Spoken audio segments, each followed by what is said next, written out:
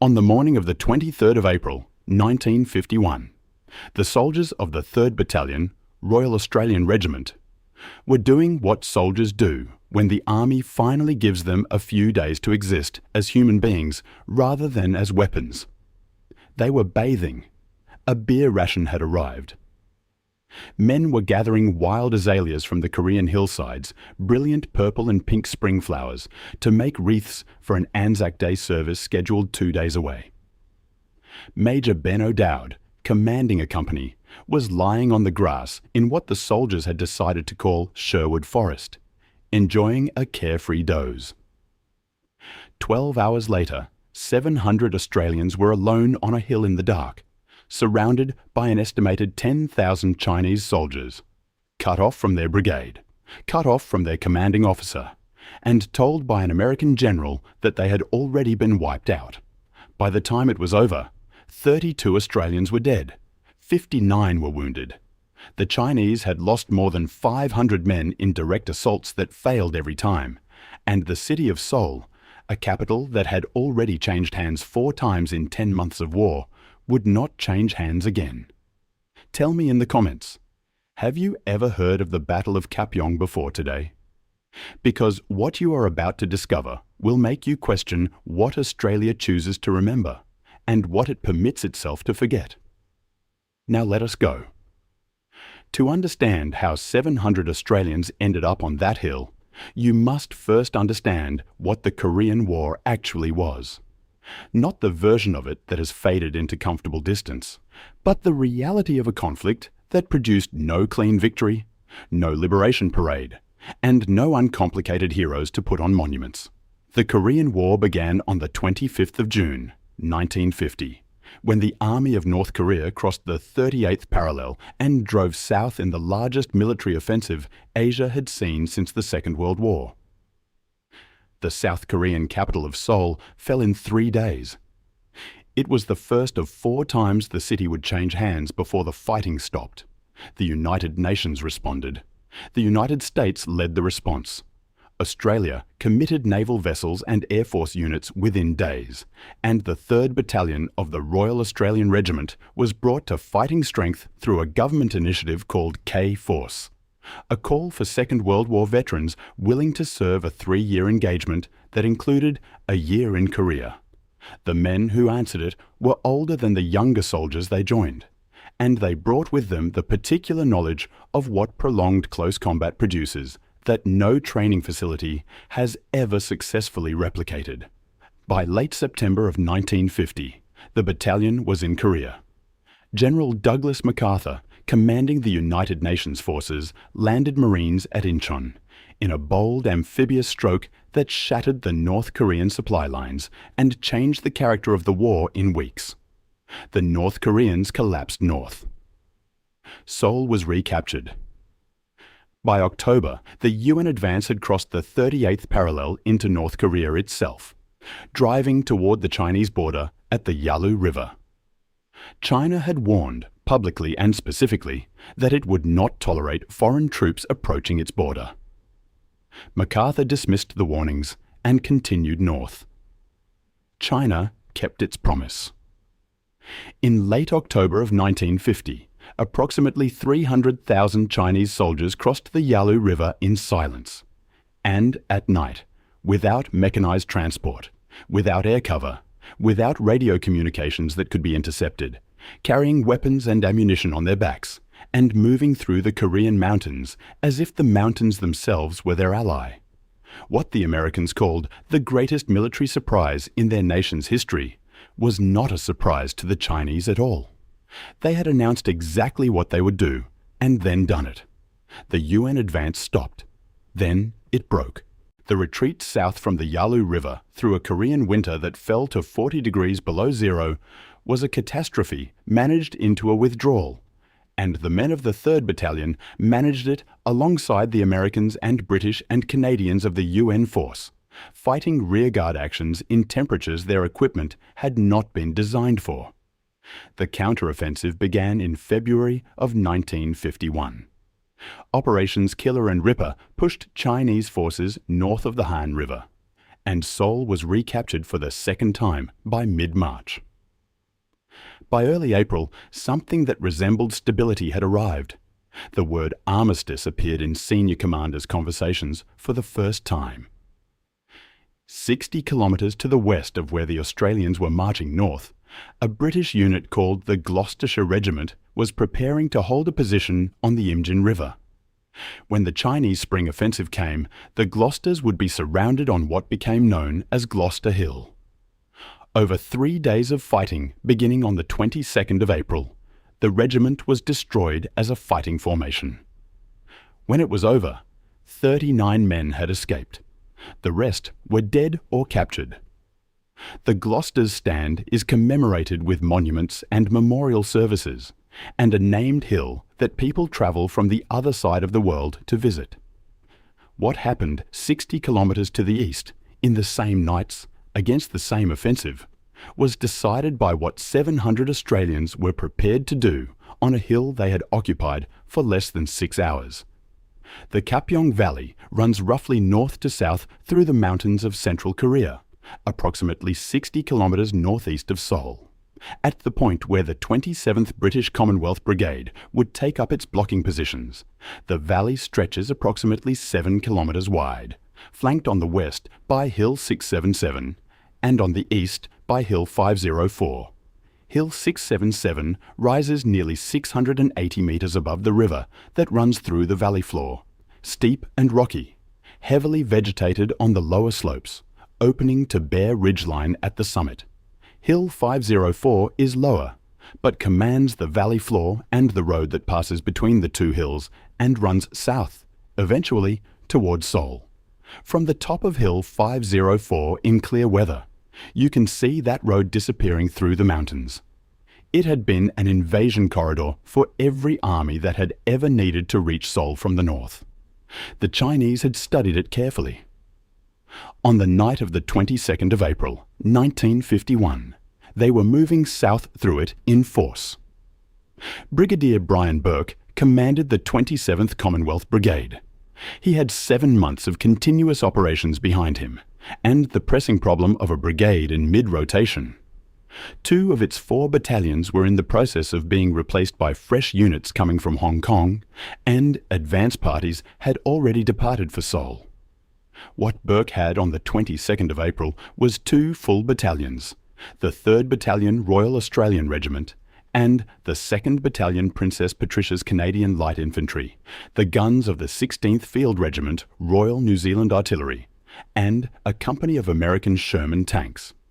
He spread them across 7 kilometres of valley and trusted that the terrain and the guns and the quality of the men he was placing on those hills would compensate for the thinness of the line. It was not a comfortable calculation. On the 17th of April, the brigade had handed its forward positions to the South Korean 6th Division.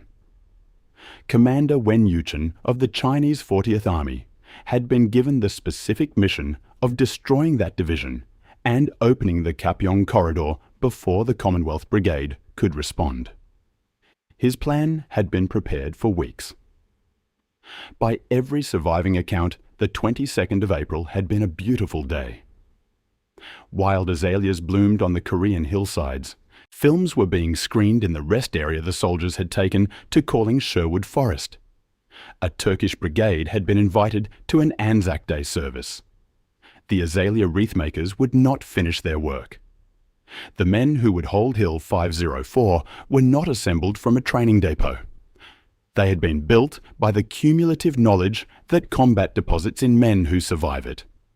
The 3rd Battalion Royal Australian Regiment, Old Faithful in the language the Army had begun using for a unit that had never yet broken under pressure, had landed at Busan in late September of 1950 as the 1st Australian ground unit in the Korean War and had fought every phase of the campaign since, 7 months of continuous operations. Their nickname was not ceremonial. It was the Army's acknowledgement that this particular battalion could be relied on to stay where it was put. Lieutenant Colonel Ian Bruce Ferguson, who commanded it at Kapyong, was born on the 13th of April, 1917, in Wellington, New Zealand. the only child of divorced parents. His education was assembled across 5 cities on 2 continents. A cadet journalist at the Sydney Sun newspaper when the Second World War was declared, he enlisted as a private. The Army transferred him to intelligence work, and he earned the Military Cross through the Middle East campaigns.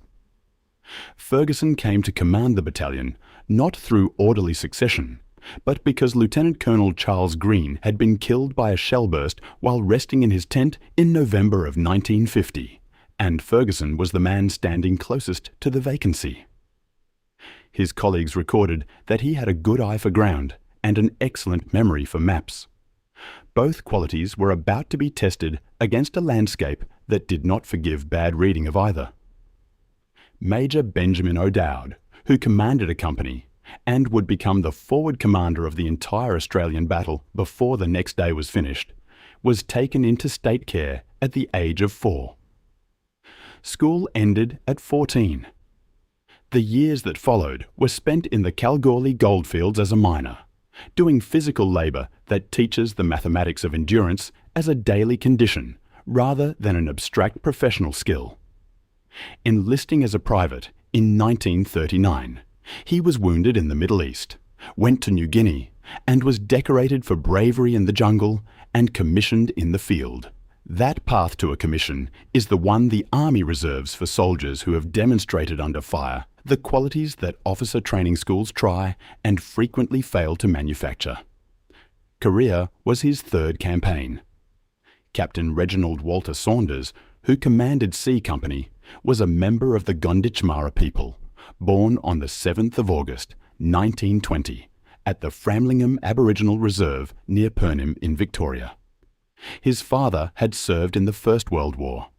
His uncle, Private William Rawlings, for whom Saunders was named, had won the Military Medal for Bravery at Morlancourt Ridge in France and been killed at Vauvillers in 1918.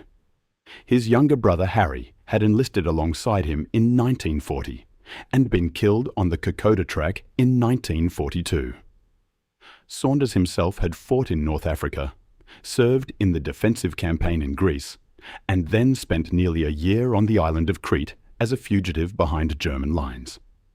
Commissioned as a lieutenant in December of 1944, he became the first Aboriginal Australian to hold that rank in the Australian Army. The paperwork for his commissioning had been flagged as requiring special handling and referred to the Commander-in-Chief, General Sir Thomas Blamey, for personal approval. It was approved. After the war, Saunders attempted to volunteer for the British Commonwealth Occupation Force in Japan. The government refused to accept Aboriginal Australians for the occupation. He returned to civilian life as a tram conductor, then a foundry worker, then a shipping clerk. When the Korean War began in 1950, he re-enlisted. His biographer, the journalist Harry Gordon, later wrote that Saunders was accepted unreservedly by the men who served under him because false values do not survive exposure to the front line. Shortly before noon on the 23rd of April, the orders reached company commanders. Half an hour to move. Burke needed the Australians on Hill 504 by nightfall. A platoon of 15 American Sherman tanks from a company, 72nd Heavy Tank Battalion, would position forward of the Australian B Company near the road through the valley, providing the firepower to stop any Chinese advance before it reached the infantry positions above. It was not a bad plan. The problem was what was already happening to the north. As the afternoon extended and the companies climbed to their positions on Hill 504, the sounds from the north changed. What had been distant became identifiable. Shooting. Then, as the shadows lengthened, the first South Korean soldiers appeared on the road below, moving fast, moving south. Dozens became hundreds. Hundreds became thousands. O'Dowd watched from a company's position on the northwest spur as the ROK 6th Division dissolved in front of him. Between 4,000 and 5,000 South Korean soldiers flowed south through and across the Australian positions, many without weapons, some without boots. their faces communicating what they had encountered more precisely than any intelligence report could have managed. Civilians moved in the same current. O'Dowd had anticipated the possibility that Chinese soldiers might use the cover of the retreat to infiltrate the Australian positions, and had suggested to B Company's commander that they establish a checkpoint at the foot of the hill. The suggestion was not acted on. The forward tank platoon, under Lieutenant Di Martino, held its position near the road. Tanks without infantry to protect them against close-range attack by soldiers with grenades are not an asset. They are a target. The Chinese infantry advancing south understood this exactly. The first attack on the tank platoon came at approximately 9:30 in the evening, was beaten back, and was followed by a heavier second assault an hour later. Di Martino was in his hatch, the only position from which a tank commander in that darkness could observe the ground around him, when the second assault struck. He was mortally wounded in the open turret. 3 of his remaining tank commanders were seriously wounded in the same engagement. The tanks withdrew south to seek ammunition and medical support. The withdrawal exposed B Company's left flank and opened the road from the forward position to the valley behind it. Di Martino's death, on the first night of the battle, set in motion every consequence that followed. Midnight brought the formal Chinese attack on the Australian positions. 2 battalions struck B Company and A Company simultaneously, from multiple directions, with the precision of a force that had spent days studying the ground. Among the signals personnel in the battalion headquarters area that night was a private named Horace Madden. His story does not belong to the first night. It belongs to what the first night produced. The sound that preceded each Chinese attack was a bugle. The bugle called the assault troops together in the dark, at a distance close enough to be heard, but far enough that the defenders could not determine precisely where the mass was forming or how large it was. After the bugle came silence, a tactical silence during which the Australians could call artillery, but could not see what the silence was concealing. After the silence came the wave. Rifleman Mick Servos was a forward scout, in the positions that absorbed first contact every time the Chinese came. The Chinese were a tough and clever enemy, he said, and they just charged in, wave after wave after wave. Attacks came at minimum every 20 minutes through the night, over their own dead from the previous wave, without hesitation or apparent reduction in the willingness to come again. B Company's night was fought across 3 major assaults. The first came at 12:50 in the morning, probing the forward platoon, testing reaction times and fields of fire. Repulsed. The second came at 3:30, more coordinated, striking the company's southern flank, while a simultaneous feint hit the platoon above. It succeeded. Chinese soldiers entered the perimeter, fighting in the darkness among weapon pits, before a counterattack with infantry, and the remaining American tanks drove them out. Lance Corporal Parry held his section together during the penetration and its reversal, and was subsequently awarded the military medal. The third assault came before 5 in the morning and was repulsed at close range with direct fire. When dawn finally came, B Company counted 173 Chinese dead on and around their perimeter. They held 39 prisoners taken during the fighting. On a company's northwest spur, the mathematics were different, and the night was longer. The full assault came from 3 sides simultaneously, targeting from the beginning the weapons that make a British doctrine infantry defence cohere. All 3 Bren gunners in one platoon were killed or wounded within the first 2 hours. Deliberate work, not random fire. By 1 in the morning, this platoon had been reduced from 30 men to 13. O'Dowd ordered the survivors to withdraw back through company headquarters and reform between the other platoons. The attacks shifted to 3 platoon and continued until 4:30 in the morning, when the last assault broke apart against the combined fire of what remained of a company's riflemen and the 25-pounder guns of the 16th New Zealand Field Regiment, firing from south of the valley with a precision that required absolute trust from the men being protected. Those guns had been firing since the first assaults began, and what they provided through the night was an extremely precise thing. Shells arriving from a gun emplaced south of the valley, onto a hillside in the dark, with 50 metres between the calculated point of impact and the Australian positions. 50 metres, calculated by a gunner at his instrument in darkness, on a hillside that looked from aerial observation like every other hilltop in the valley. The New Zealanders held that margin through the night. The guns were the thread on which the men on the hill were suspended, and the men on the hill trusted them with the trust that is only possible between soldiers who know each other's work completely. Before dawn, the Chinese found the gap that West Platoon's contraction had created between positions and moved 10 machine gunners into it, establishing a firing point that raked into both platoons at close range. There was no subtle solution available. Corporal Everly led a fighting patrol into the gap, killed 6 of the Chinese machine gunners, and broke the position. Down on the valley floor, the battalion headquarters was fighting its own separate battle. Chinese infiltrators had established positions south of the headquarters before the formal attack even began, cutting the road out. The Assault Pioneer Platoon and the Regimental Police held the headquarters position through the hours of darkness. Private Godden lay in a creek bed with a Bren gun beside an American tank. Every 20 minutes, the tank commander opened his hatch and called down to ask if Godden was still there. Godden answered each time. At 4 in the morning, Ferguson sent for the Middlesex Company that brigade had promised. It came forward, encountered Chinese resistance in the hills at the edge of the Kapyong Road, stopped, turned east, and used a minor road to leave the battlefield without completing its assigned task.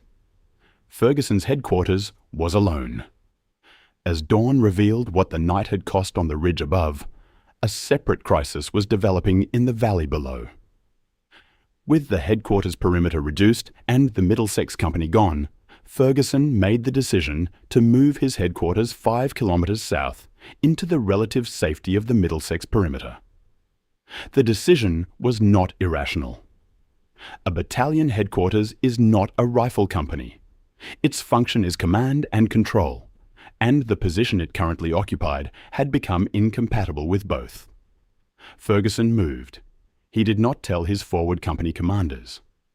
Captain Jack Girk, in charge of the headquarters defence, spent critical time searching the battlefield area for his commanding officer, genuinely concerned about his welfare, before a jeep arrived from Ferguson's new position with the words that Battalion HQ was back down the road.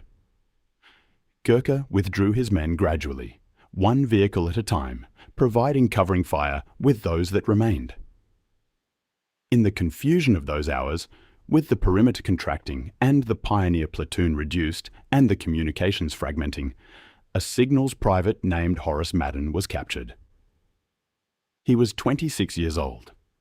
His full story belongs to what came after the battle, which is the only place it can be properly told. On the ridge above, O'Dowd found himself in the position the situation had created. With radio communications between Ferguson's relocated headquarters and the forward companies intermittent at best, and with the commanding officer no longer present on the battlefield, the task of coordinating the 4 rifle companies fell to the officer whose position gave him visibility of the most ground. O'Dowd became the de facto field commander not by appointment and not by design, but by the logic of a battle that was being decided 5 kilometres from where the official commander had gone. He reached for his radio to call for support and got through to an officer at the U.S. 1st Marine Division. O'Dowd described his position and requested assistance. The Marine General told him that the battalion did not exist. They had been wiped out during the night. The information had passed up the American chain of command from observation posts around the battlefield, where nothing but Chinese soldiers had been visible since before dawn. O'Dowd replied that he had news for them. They were still there, and they were staying there. The Marine General disconnected. Through the morning, the forward companies had held on the strength of a single promise. The 5th U.S. Cavalry Regiment was coming to relieve them. By early afternoon, the word came back through brigade headquarters. The 5th Cavalry was not coming. O'Dowd later recalled that sometime after midday, the commanding officer came on the radio to advise him that there was no relief and that he had approval to take a shot at getting the rifle companies out. One distinction requires careful statement before the account continues. The American forces whose supporting role at Kapyong has entered the battle's contested history were not monolithic in their performance. The 2 U.S. chemical mortar companies positioned to provide heavy fire support to both Commonwealth battalions abandoned their mortars, their weapons, and their 50 loaded vehicles and retreated on foot approximately 16 kilometers east during the night, apparently convinced that a major Chinese breakthrough was imminent. Canadian Lieutenant Colonel James Stone later recorded that the forward observation officer for the U.S. mortars on his front had walked out without notice, and that his guns had never fired. That abandonment left both Commonwealth battalions without the promised fire support. The officer who commanded the 5th Cavalry did not arrive. But Lieutenant Kenneth Koch, commanding a company of the 72nd Heavy Tank Battalion, had fought through the night with his tanks and continued through the morning, making multiple runs under direct fire to bring ammunition to the forward companies and to evacuate the wounded, men strapped to the exteriors of tank hulls while the crews drove the road the Chinese controlled. Koch's company was separately decorated.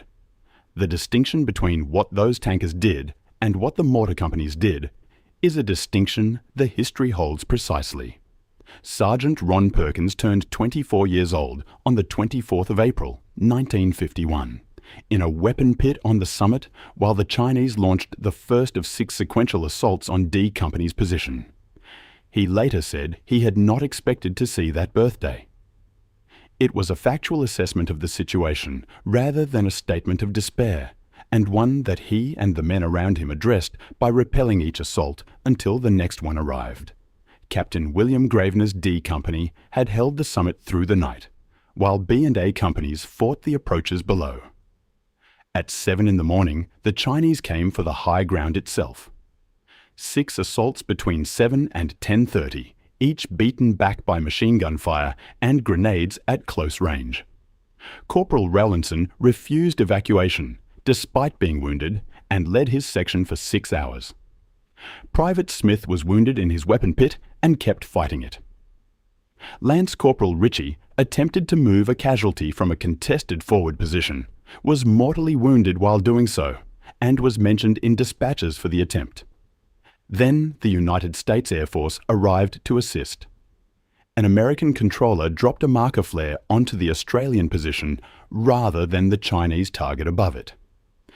A US Corsair aircraft, following the marker, released napalm directly into the centre of D Company's perimeter.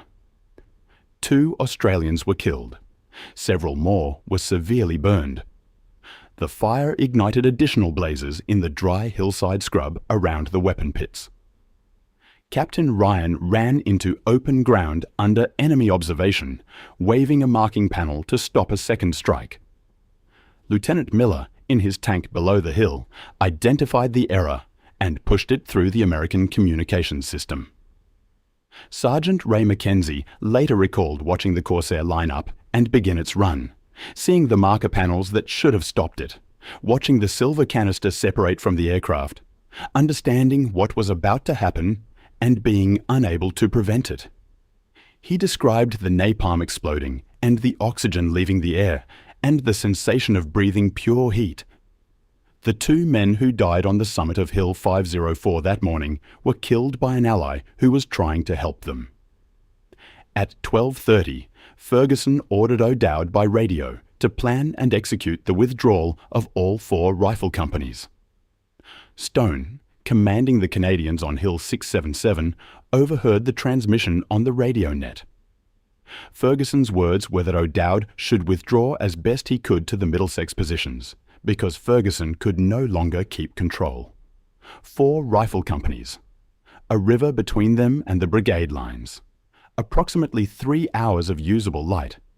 Before B Company could move south, it had to fight through a knoll, the honeycomb, as the soldiers had named it, that the Chinese had occupied and from which they could engage any withdrawal along the ridge. The first assault on the position failed. The second went in with fixed bayonets under Lieutenant Montgomery, trench by trench, with Corporal Davy leading his section into the close quarters fighting that cleared each pit before moving to the next. 57 Chinese dead were counted in the first position, 24 in the second. Montgomery was awarded the Military Cross. Davy received the Military Medal. Among the 39 Chinese prisoners that B Company held was a group who were now doing something that defies easy categorization. They were carrying Australian stretchers, walking through active combat with the wounded men of the battalion that had captured them, providing the labour of evacuation for casualties who could not otherwise have been moved. They gave no trouble. When O'Dowd encountered the escort, he asked why they were carrying weapons. The reply was that surely O'Dowd did not expect the wounded to carry them. It was a reasonable answer. Private Daniel Gwither was in a forward weapon pit near the summit when a mortar round collapsed the walls around him. He was buried to his neck. He lost consciousness. When he recovered it, hours later, the men around him were no longer Australian. Chinese soldiers were digging in on the summit. Gwither was the third of 3 names added to the prisoner count when the withdrawal was complete, and the roster checked against the men who had answered. O'Dowd's withdrawal route ran along the ridge southwest from the summit, east of the Kapyong River. Not down the road, which the Chinese controlled, but cross-country along ground the enemy had not yet cut. B Company moved first. C Company withdrew at 4:30 in the afternoon under Saunders, up the spur, south along the main ridge. 1 casualty from a sniper during the movement. Then A Company, with the Chinese in close pursuit. D Company last, 10. Platoon holding against continuing pressure on the summit until the final sections cleared, then following down the ridge with the enemy behind them. As the last companies moved and the Chinese followed, B Company opened continuous machine gun fire for approximately 10 minutes into the valley below. A rearguard burst that hit the Chinese infantry caught in the open and bought the separation the final kilometre of the withdrawal required. Near the river, in the darkness of the approach to the ford, part of A Company missed the crossing point and reached a stretch of bank they did not recognise. They followed it west until the ford appeared. The Chinese infantry pursuing them along the same bearing descended to the crossing point. A company had missed and emerged from the ridge onto the ground below Hill 677, where the Canadians were still in position, and the New Zealand guns were registered on exactly that terrain. During the movement, the seriously wounded were evacuated by the American tanks. Men strapped to the exterior of tank hulls, transported down the road under sporadic fire. On the second run, the Chinese held their fire and allowed the tanks through. The enemy that had spent 2 days attempting to kill every man on that hill let the wounded past. The last elements of the 3rd Battalion reported to the Middlesex perimeter in the early hours of the 25th of April, 1951. O'Dowd accounted for his companies.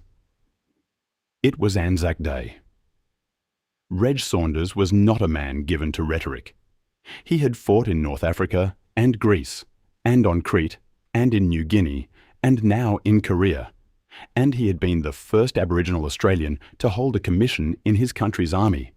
And when his company reached the brigade lines, he said that at last he felt like an Anzac, and that he imagined there were 600 others who felt the same. The statement is more significant than it appears in the compressed form in which it is usually recorded. Saunders was returning to a country that had told him after the occupation of Japan that it did not accept Aboriginal Australians for that service, that had denied him the soldier settlement block and the returned soldiers' education courses available to white veterans of the same conflicts, that had given him work as a tram conductor and a foundry worker and a shipping clerk. While his commission and his record of command generated no particular consequence in the civilian world he returned to. He had fought at Kapyong on the eve of the day the nation set aside to remember its soldiers. When he said he felt like an Anzac, he was making a precise statement about belonging and exclusion and the full weight of military identity in a country that honoured the idea of the soldier while making the practical conditions of a particular soldier's life as difficult as it legally could. That same night, as the Australians slept, the full weight of the Chinese offensive shifted to the Canadians on Hill 677. The 2nd Battalion, Princess Patricia's Canadian Light Infantry, fought through the night of the 24th and into the 25th under conditions that matched what the Australians had endured. D Company's commander, Captain Mills, called artillery fire directly onto his own position. He accepted the probability that the rounds would kill some of his own men because the alternative was worse. The New Zealand guns fired approximately 10,000 rounds in Canadian support through that single night alone. By 2 in the afternoon of the 25th, the road south was cleared and relief arrived. The Canadians had held. 60 kilometres to the west, on the Imjin River, 39 men had escaped the destruction of the Gloucestershire Regiment. The question of what determined the different outcome between those two Commonwealth units on those two hills across the same nights is not simple. The guns helped. The terrain helped. The choices the men on the ground made in the hours when the choices were theirs to make helped most. What can be stated without ambiguity is that when the Chinese 5th Phase offensive had run its course, the Kapyong corridor had held, the Central United Nations front had not collapsed, and Seoul had not changed hands a 5th time. Military academy instructors in multiple countries subsequently described Kapyong as the perfect defensive battle. The Canadian official history recorded without qualification that the stand at Kapyong stopped the Chinese advance in this sector, and that for the remainder of the offensive, the enemy sought elsewhere for tactical gains. From July of 1951, armistice negotiations began. The full cost of the battle came to 32 Australians killed or died of wounds and 59 wounded, 3 taken prisoner. The New Zealanders had lost 2 killed and 5 wounded.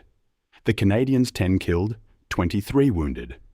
The American Tank Company 3 killed, 12 wounded, 2 Sherman tanks destroyed. Against those figures, more than 500 confirmed Chinese dead in the assaults on Commonwealth positions, from a division that had committed itself to breaking through a gap it could not break. 3 Australians taken prisoner were repatriated in August of 1953 under the Armistice Agreement. All 3 were mentioned in dispatches for their conduct in captivity, which is the formal language for what it cost 3 men to survive what they were put through until someone came to bring them home. The 4th Australian taken prisoner at Kapyong did not come home. Private Horace William Madden was 26 years old when the battle began. A signals private attached to battalion headquarters, he was captured in the confusion of the headquarters withdrawal on the morning of the 24th of April. In captivity, he was beaten repeatedly for refusing to collaborate with his captors. Food was withheld as punishment for his defiance, a deprivation that produced malnutrition in a man already living at the margins of his body's capacity.